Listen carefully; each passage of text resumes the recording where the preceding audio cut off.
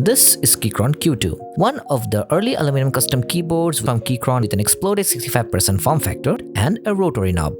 However, it wasn't without its flaws. The plate was downgraded from aluminum to steel. The pre-built variants were lackluster with generic Gateron switches and subpar keycaps.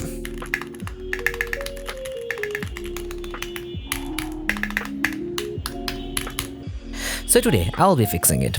This has been lying around my shelf for quite some time. So before getting rid of it, I wanted to make this something that Keychron couldn't. A quick specs of Keychron Q2. Like all the Q series keyboards Keychron has, this is a gasket mounted board with Boron gasket, and Keychron is one of the very few brands that still do that. This has to be one of my favorite iteration of gasket mounting as it gives soft, cushiony feel and nice flex.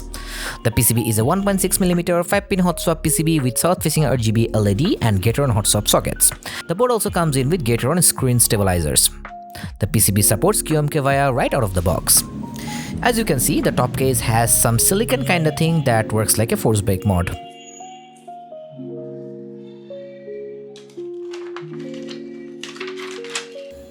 Okay, now let's make it better.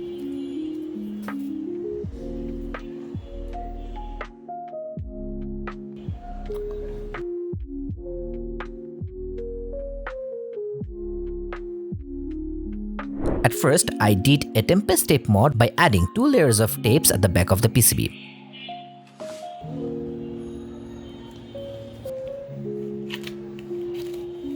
Then I retuned the stock stabilizers. So basically, I balanced the wires, looped the stem and housing with Krytox 205 grade 0 and wire with dielectric grease.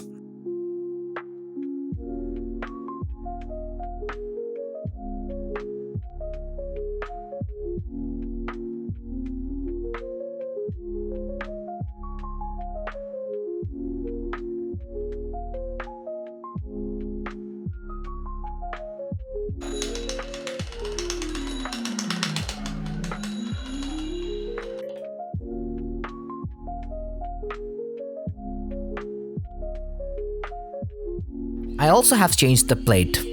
So for that, I went for this custom palm plate.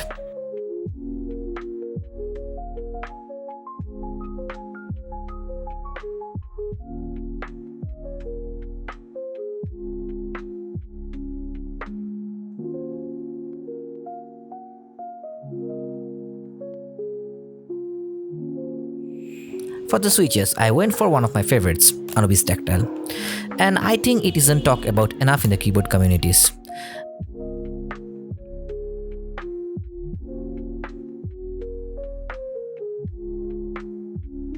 Then I added some polyfill inside of the case. Design-wise, it has enough space inside of the case. It not only just retains the bouncy feel but also helps in reducing resonance.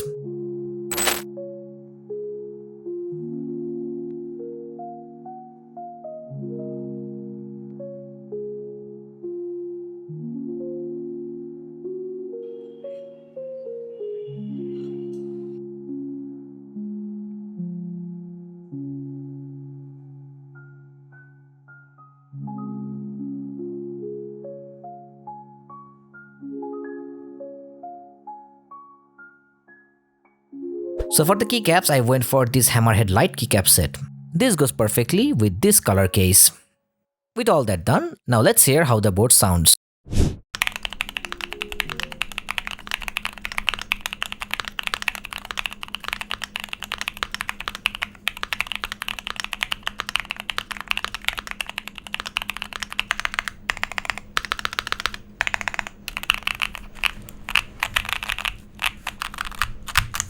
As you can hear, it's way better than what it used to.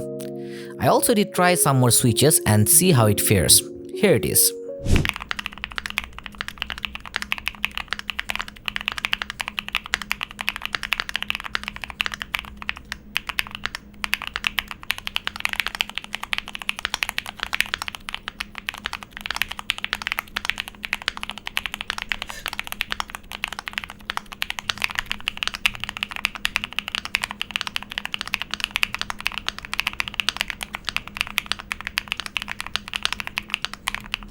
So the question now comes, is it worth it? Well, the answer is pretty short and simple. If you can manage to snag it for like 50 to 60 freedom bucks, it would be alright. Look, the quality of this case is a lot better than some of the budget keyboards that have popped up recently. Plus the PCB support QMKY as well.